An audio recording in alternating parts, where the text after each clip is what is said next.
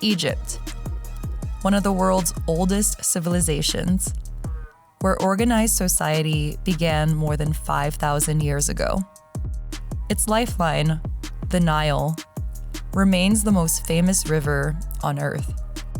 For decades, people have traveled here to see pyramids and temples, and to immerse themselves in stories of ancient glory, of pharaohs, lavish tombs, hieroglyphics, and inventions that helped shape the early world. But recently, Egypt has picked up a bad reputation for scams, for danger. Many who visit vow never to return. And maybe some of that reputation is deserved. But Egypt remains one of the most fascinating places I've ever been to. And it would be a shame to never get to experience this complex, layered country for yourself.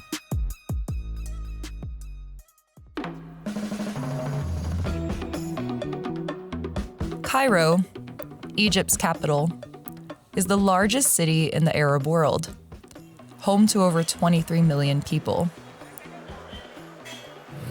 It isn't for the faint of heart, but if you can handle it, there's nowhere else quite like it. You have to visit the Great Pyramids of Giza, of course.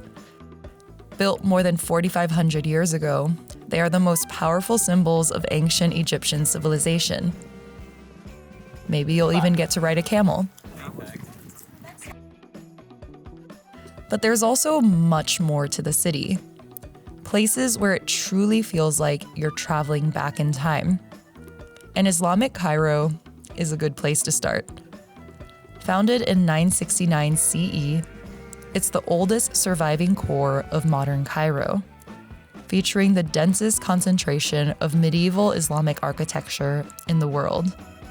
An open-air museum of historic gates, monuments, and mosques. And the moment we passed through the towering arches of Zuwayla Gate, the southern gate of the old city, we were intercepted. You're from where?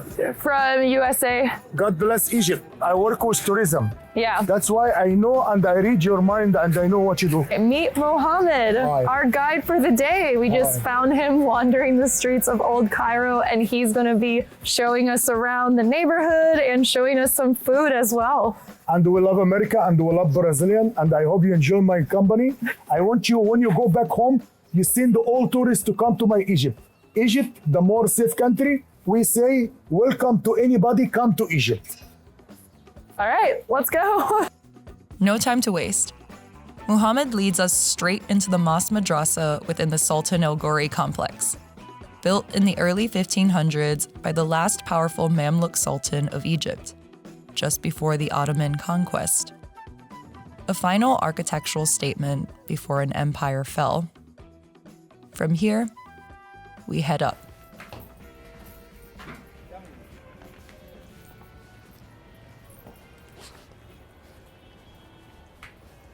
From the top, it's easy to see why Cairo is called the city of 1,000 minarets. And then, we learned why Muhammad had hustled us up here so quickly.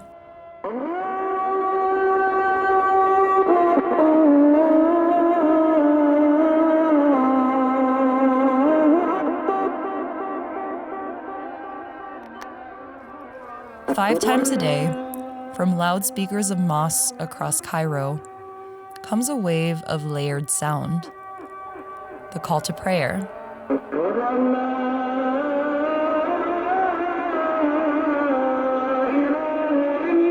A testament to Egypt's Islamic identity. For a moment, it feels like time stops. Observing from above, as the sound rolls across the city, it feels exactly like what it is. A deeply spiritual experience. They play the call to prayer on speakers across all the mosques in the city at the same time, and it was just so cool looking at this view. I just had one of those amazing travel moments where it's like, wow, like I'm really here. I'm so lucky to be here. It was really, really amazing.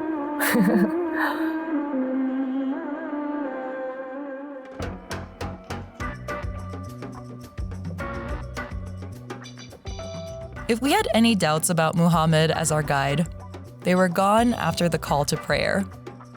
He's a Cairo local and a big, relentless ball of energy. Thus began a whirlwind journey. Oh, okay, we're entering a market. Here, this is a really typical Egyptian market for vegetable. Potatoes, sweet potatoes. And see mountains of really good looking produce, and everything is local, and local people shop here as well. People, they are very friendly here. They have good sense of humor and good personality. This is our friend. Here you can feel like you're home. Okay. This is Egyptian pepper. It's more hot. That's why Brazilian and the Egyptian is too hot because they eat too much hot chili. You can hold this one, yes, like a baby. Look at this giant cabbage head. It's the biggest I've certainly ever seen. This is our friend. When I love to eat fish, he get the fresh fish and the shrimp. Very good and delicious. And this is here the snake. This is the snake. You know the snake? Yes. It's very good. This is here our friend. Yeah, if you want to be more strong like Rambo, you should come to buy from him this food. How are you? I'm good. How are you? You speak Arabic? No, just a little bit. Well, welcome to Egypt. Welcome to Egypt. Hola, Neymar. Hola, hola, Mexico. This is the typical Egyptian bread. Delicious. You will going to eat your finger and you're going to say awesome. Awesome. Photo? Okay. Thank you. يلا يلا يلا يا نورة. يلا يا نورة. يلا يا نورة. Thank you. كم يا نورة. عملت كيس خبيز طعم الله من الإيجيبشن فياجرا. تعالي كده. كان بيصوروا تبع التلفزيون البرازيلي. ماشي. This is for the cow. You know the cow? Oh, this is Egyptian Viagra. Egyptian Viagra. Egyptian Viagra, the best Viagra here. Make you like Rambo. Yeah.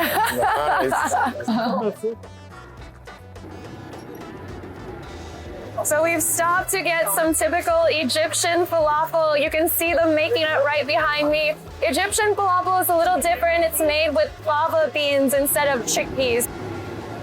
And the traditional way to eat it is you put it in the bread, which we got from the market earlier, and you squish it up and you eat it like that. And we're actually ordering a sandwich from this stand as well. This is Egyptian breakfast. Really crispy, not oily, like light and fresh. The salad is really refreshing, and the tahini adds that nice nutty creaminess. We're outside a juice stand. You can see avocado, banana, pomegranate. It's pretty much anything you want, and there's a lot of people around just drinking juice and hanging out. So this is a very typical combination in Egypt. It's lemon, orange, and sugar cane, and it's freshly made. It's really, really good. Really sweet, fresh, amazing. Excuse me. This is very typical. You know the camel? The other one, what you saw from the cow. This is the lamb and meat from the camel. Oh, this is camel sausage. Yes, what you can see from the top, the camel. تعال. Hi, sweetie. You're so cute. We're at a bread factory, and we're going to see how the Egyptian bread is made. Egyptian bread is eaten with every meal here: breakfast, lunch, and dinner. Huge quantities are baked fresh every day in factories just like this one. Yeah, so we're watching them make dough from scratch, and he's just rolling from this huge vat of dough, shaping it, and then coating it in flour and throwing it down here. And he's a machine. Look at how fast he's shaping the dough. And they're all a uniform size as well. The trays are then left to sit so the dough can flatten out naturally. And after it's time for baking, so this man over here, super high speed, flattening out the bread even more, and then putting it here to roast. So once the dough is put in essentially what is this giant conveyor belt, it goes through for just 1 minute, and it comes out as freshly baked bread. It's really warm, obviously. It's fresh out the oven. Cheers. Really soft, crispy on the outside, a little bit kind of like moist and porous on the inside. It's really good. And now the bread is ready for sale. And look how much it's clean. And it's very good. You can eat it without nothing. You can eat it and they say, yummy, yummy. And you can eat your finger. Hello. Hi. So behind me is the Azhar Mosque. It's also one of the oldest universities in the world. People come here to study Islamic law. And fun fact, apparently this university right here is where the black graduation cap and gown originated from. So the one that's worn all over the world at university graduations started here. You are lucky because you meet me, because I'm like VIP, very important person, and I'm a sweet talker. And I'm so happy to meet Brazilian man. Yes, we love Brazilian woman from Rio and from every country, and we love America so much. That's why we say Viva España, Viva America, Viva Egypt. And we hope you come back to Egypt and you look for me. I'm a good person. Traveling to Egypt can be challenging, and this trip took a lot of planning and way too many open browser tabs. Luckily, I love the travel planning process, and if you do too, did you know there's actually a way you can make money by planning and booking trips for others? That's why I'm really excited to share the sponsor of today's video, Phora. Phora is a modern travel agency built for people who are interested in turning their passion for travel planning into a fulfilling business. Usually, starting a business from scratch means juggling multiple subscriptions, platforms, and setup fees. But with Phora, everything you need to start a travel business is conveniently located in one place. As a Phora advisor, you get expert training, powerful booking tools, and access to a global community of travel experts who are there to help you start and grow a travel business on your own terms. Every hotel, cruise, and experience you book as a Phora advisor earns you commission, so getting started can be as easy as booking a trip for someone you already know. So let's say that I am booking a trip for a friend to Egypt. Look at these incredible hotel options that they have on Phora that I can book here in Egypt. These are different tours that I can book with Phora partners for my friend. There's even a luxury Nile cruise. So if I were to book this cruise for my friend as a Phora advisor, I earn commission directly on this booking. If you are interested in turning your passion for travel planning into a meaningful source of income, check out Phora. Become a Phora advisor at phoratravel.com/dots-on-a-map. That's FORA travel.com/dots-on-a-map. And don't forget to let them know we sent you. Just east of old Islamic Cairo lies Al-Qarafa, a historic necropolis where the city's residents have buried their dead for well over 1,000 years.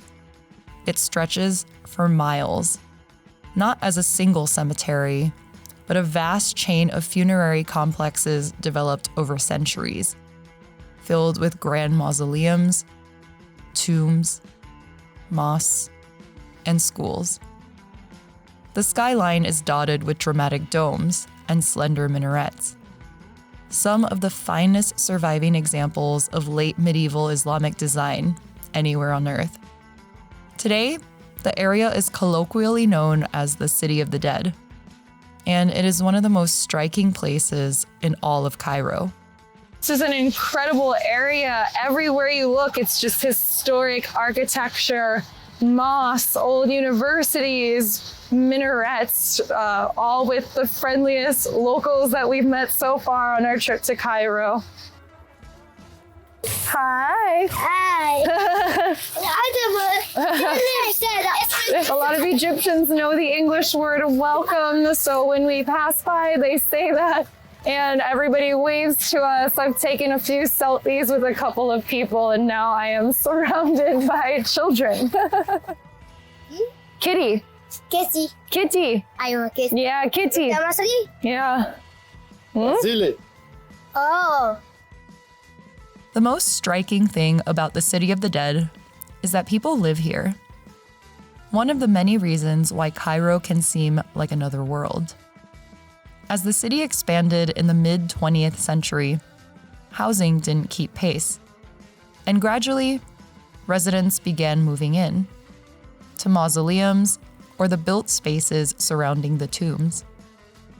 Historic architectural marvels quietly repurposed into living space, like this cemetery, which is now a park of sorts. When we arrived, families were sitting and talking while children played around the grand mausoleums, like it was the most normal thing in the world. The locals are so incredibly sweet. This young girl just came up to me and gave me a bag of food. There's bread in here, banana and orange, guava, cucumber, and they were just really sweet. Thank you so much. Ciao. Lenza got along swimmingly with the locals, helping to start stalled vehicles, playing with neighborhood kids. He quite enjoyed himself. And then, this happened. This really nice lady just brought us into her home, and it's in this kind of complex area. This is the outdoor space that we're in right now. And there's like a really cool dome here. I'm not exactly sure what the structure is, but we walked through their living area where they were eating a meal, and she's opening this door for me. Oh my goodness. Oh wow, it's an old tomb. Wow. Look at this. Oh wow. And this is just right in her backyard. This is crazy. And she was so friendly, the way she beckoned to us. Like we were walking down the street and she sees us with our camera walking by and she's just like, come here, come here, come here. And then we walk into her home and she takes us out back and we're here. This is insane. Okay, the tomb is covered in writing and it's really beautiful and new looking. I wonder how old this is.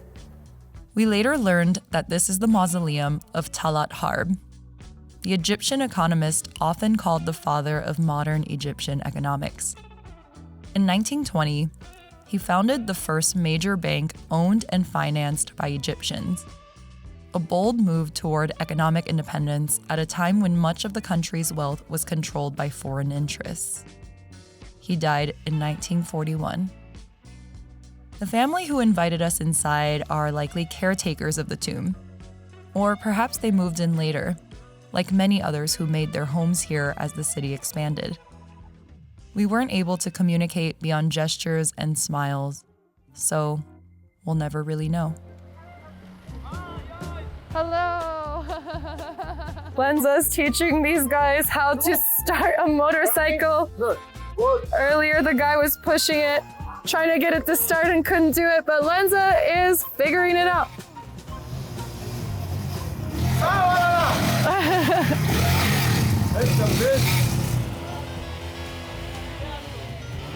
What an incredible day and really unexpected. I mean, yeah, this is honestly, it's very cliche, but this is what travel is all about.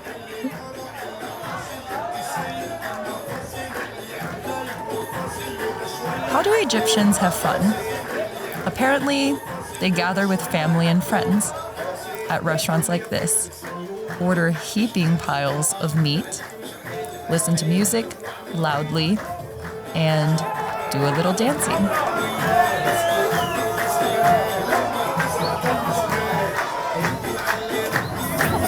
at a restaurant called Sobhy Kaber. It's massive, it's really famous, it's so crowded. Just got a little dancing in and I got a rose. People are so nice. Well, Lenza needs to go dance now because I just danced a bunch. On the menu here, large portions of comfort food. Meat, of course, and some Egyptian classics. We've gotten our first dish, which is an oxtail tagine. So it's served in this clay bowl with a little tomato on top. And there's big ol' hearty chunks of oxtail in here. Cheers.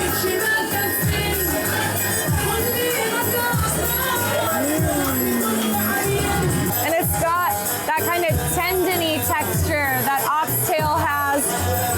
It's really oniony. There's a nice tomato flavor. And I taste these familiar Egyptian spices. Clove, cardamom, cumin. Next up is a very popular dish in Egypt that we've been told to try, and it's our first time trying it. It is a roasted pigeon, and this one is stuffed with rice right here. Cheers.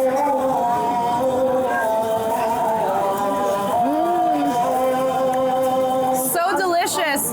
The skin is really crispy and greasy, but not overly so.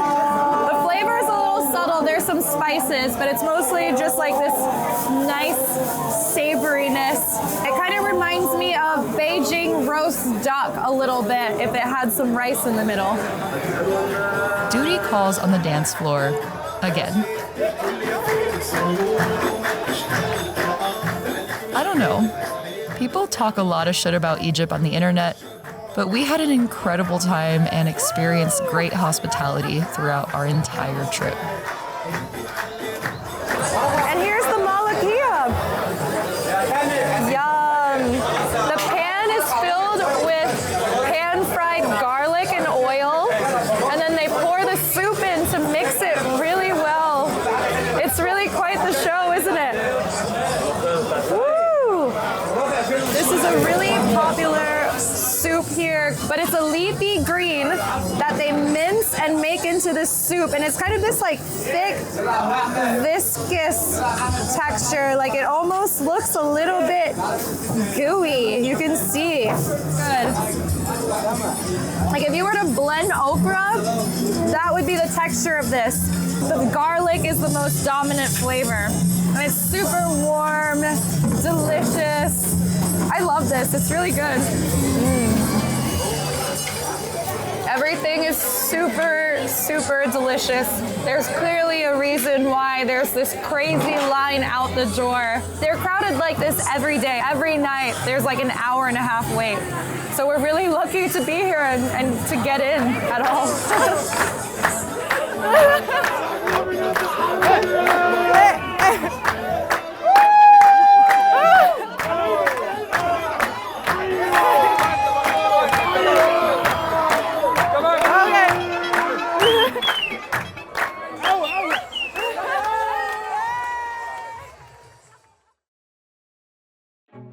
In southern Egypt, along the east bank of the Nile, lies the city of Luxor, often called the world's greatest open-air museum.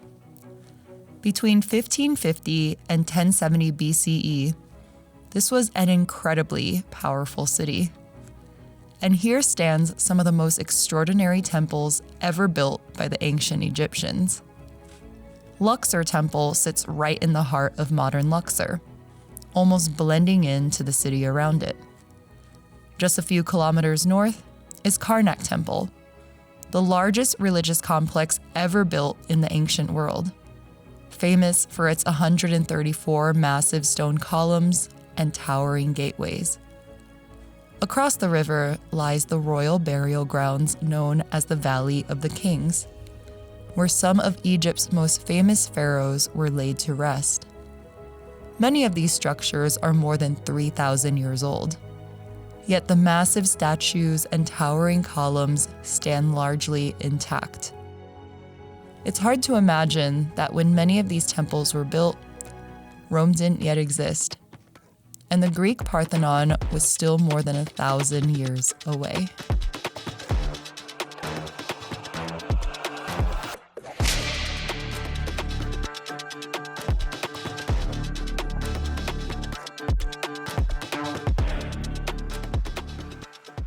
So this was the craziest travel experience of our entire lives. We were staying on Elephantine Island, which is a short ferry ride to mainland Aswan. Lenza was spending the day there, just exploring, and I was in our guest house getting some rest and relaxation. At around 7 p.m., he comes back to the guest house and he's like, all right, hurry up, get ready. We're going to a wedding. A local boy working in a bakery had invited him to his uncle's wedding. I didn't want to go initially, but Lenza was really adamant that he was going to the wedding with or without me. So finally I was like, okay, if we're gonna die together, let's go. Now, when I met Mahmoud, our 19-year-old host, I was relieved because he's very kind. But little did I know this was the beginning of our adventure because we had no way to get to the wedding and it is a 2-hour journey from Aswan into the countryside. So first, we hopped in an unmarked van with a lot of other people. I was the only woman. It was like an unofficial bus of sorts. And when we arrived to the next transportation hub, we once again had to scramble and figure out how we were going to get to the wedding. Now, we met a local man just standing with his car and he agreed to drive us there. So off we went, an hour and a half in the country darkness. When we arrived at the village, it was already after 11 p.m. and we walked on these dark dirt roads. And finally, we saw Christmas lights.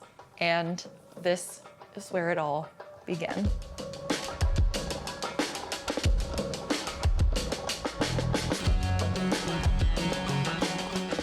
Now, when we were attending this wedding, we had just started filming, so we didn't really know what we were doing yet. And I was in a very new environment, so I was feeling very shy and reserved, and thus I didn't talk a lot.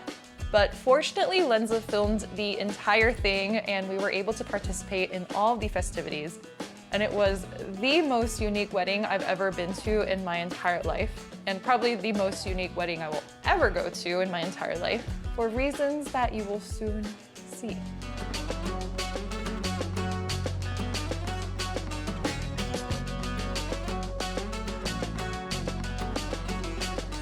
The wedding was segregated by gender, with men near the stage and women inside a tent. The men drank tea and smoked tobacco. The women gathered around the bride.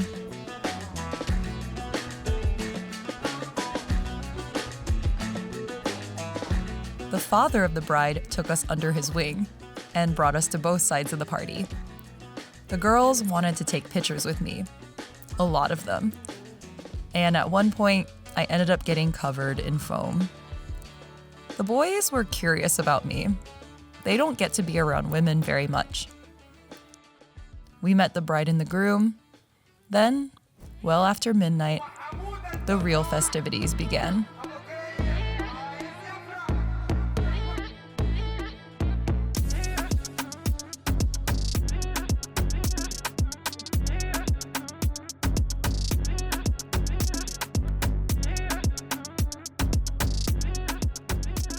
And then, the whipping started.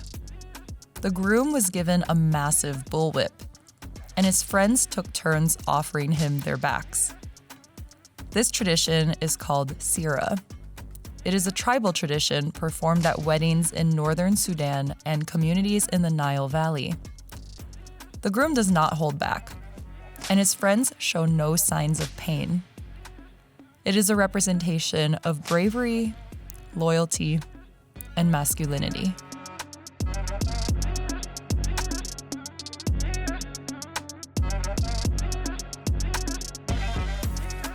To this day, we haven't had a travel experience quite like this, where we really took a risk, trusted the process, and took part in something very, very different.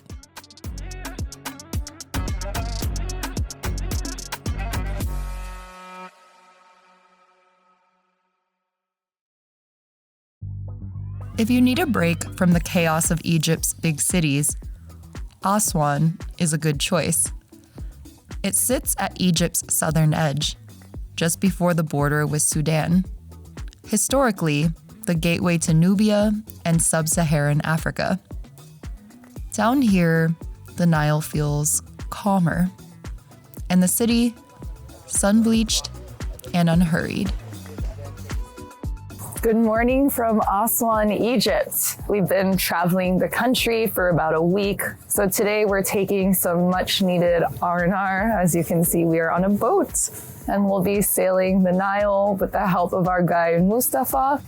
Mustafa was kind enough to get us some Egyptian breakfast. So the typical breakfast fare here is a falafel sandwich. So you can see smashed falafel, what looks like tahini, cucumber, tomato, and this one looks like it has some French fries in it, actually.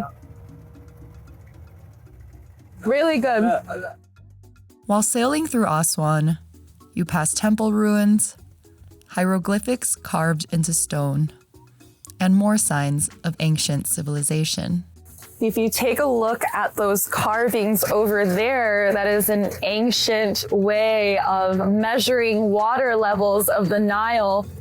So this is thousands and thousands of years old.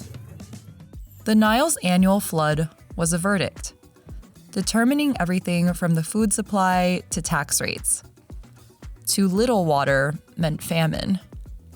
Too much could overwhelm settlements and infrastructure.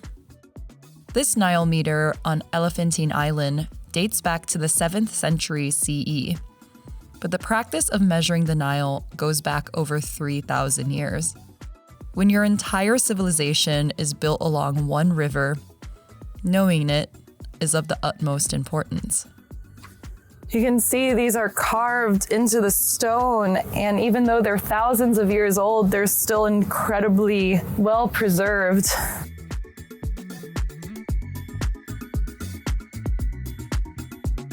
It's really, really nice, so peaceful. There's no one else here but us and birds.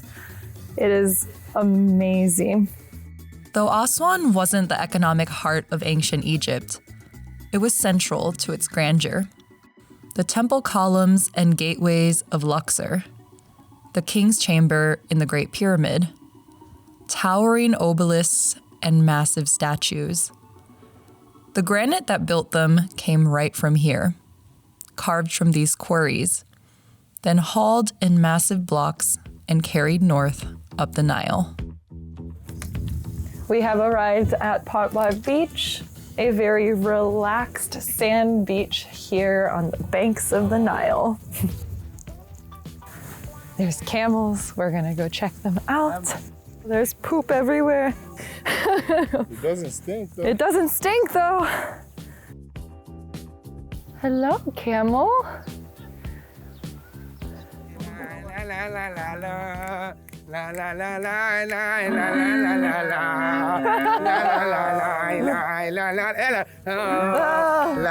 Wow, they're so big. It's time for me to try the water. Woo! Lenza going for a swim in the Nile. Very cold, my friend. Very cold. How does it feel? Woo! It's beautiful. I love this.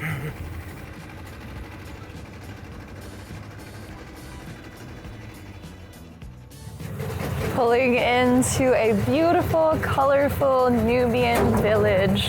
Let's go explore. So the Nubian people are an ethno-linguistic group. They're native to South Sudan and southern Egypt, and our guide Mustafa is Nubian.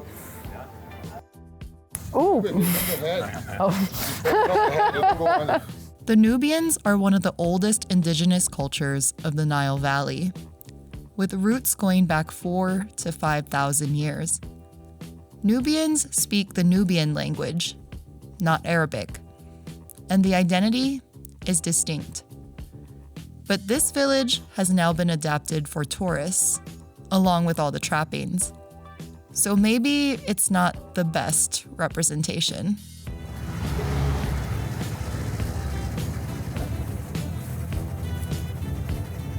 Is this where you live? That's my house, the white one. Oh, the white one right there. Yeah.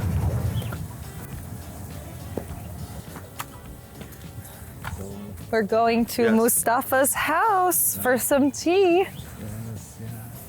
Good afternoon. Good afternoon. How are you? Mustafa is one of those rare people that seems truly content with life. He is proud of his home and where he comes from, and he enjoys the simple things. Meeting him and sailing on his boat was a highlight of our trip to Egypt. So, if you find yourself in Egypt, heed the warnings, but try to keep an open mind. Take in the wonders of the ancient world, eat the food, talk to the people. And if someone invites you to their wedding, even if it starts at midnight, say yes.